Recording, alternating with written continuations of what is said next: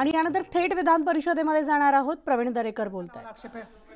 307 मधला आरोपीच म्हणतो यांनी प्लॅनिंग केलं. सभापती महोदय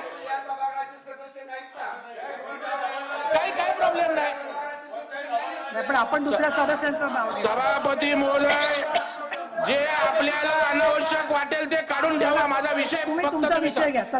सभापती महोदय आशय घ्या. त्याच्यामुळे या ठिकाणी तपासून बघते प्लॅनिंग मध्ये त्या 307च्या आरोपी त्यांनीच सांगितलेलं आहे. अशी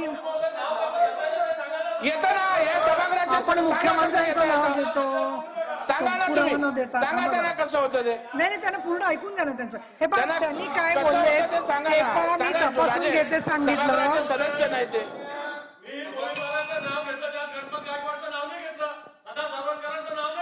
हे पण तुम्ही एक सदस्य बोलायला लागले की एकदम 8-10 लोकांनी उठायचं आणि गोंधळ करायचा. बरोबर घ्यायला पाहिजे होतं. दरेकर पूर्ण करा. दरेकर बोला तुम्ही. बोला. सभापती महोदय मला संरक्षण हवं आहे. ठीक आहे त्यांना सांगितलं. तुम्ही एवढी का तळी उचलताय? या राज्यामध्ये जर कायदा सुव्यवस्था धोक्यात आणण्याचा प्रयत्न होत असेल तर ते कोणी असो याचं प्लॅनिंग करणाऱ्याच्या विरोधात त्या ठिकाणी गुन्हा दाखल झाला पाहिजे. SITची चौकशी झाली पाहिजे. सभापती महोदय या ठिकाणी जे दगडफेक ते दगड ट्रॅक्टर मधनं आणली त्याचं प्लॅनिंग झालं. या संदर्भात आरोपी स्वतः जो होता 307 तो सांगतोय त्याची चौकशी होऊन SITची कारवाई सरकार करणार का?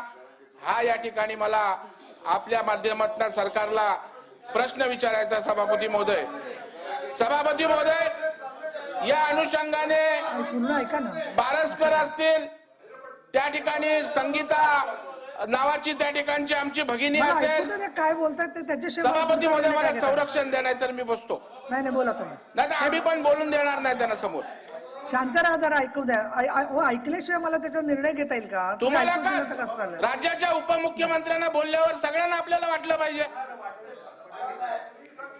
नाही बाई मी आपल्याला परवानगी दिलेली नाही. प्लीज खाली बसा. मी अजून सुरुवात झाली नाही. पॉइंट ऑफ इन्फॉर्मेशन ज्या आयुधामार्फत आता तुम्ही मी निर्णय दिला की काही महत्वाच्या विषयांवर बोलायचंय. ज्या नियमानुसार महत्वाची घटना पॉइंट ऑफ इन्फॉर्मेशन म्हणून मी सचिन भाऊंना दिलं, अमोल मिटकरांनी दिलं, त्याच्यातच प्रवीण दरेकरांनी दिलं. तुम्ही खूपच लोकशाहीवादी आहात.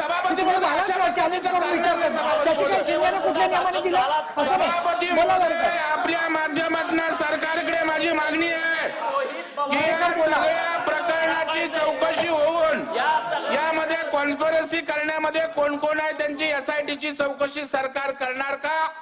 हा माझा त्या ठिकाणी प्रश्न आहे. सभापती महोदय दुसरी सभापती महोदय मागणी आहे. सभापती महोदय आमचे सन्माननीय नारायण राणे साहेब शिंदे साहेब राणे साहेब आमचे कोकणाच्या दौऱ्यावर असताना अमृत महोत्सव की रौप्य महोत्सव याच्यावर बोलले. मी कानाखाली मारली असती. आपण जेलमध्ये टाकलं, आपण त्यांच्यावर गुन्हे दाखल केलेत.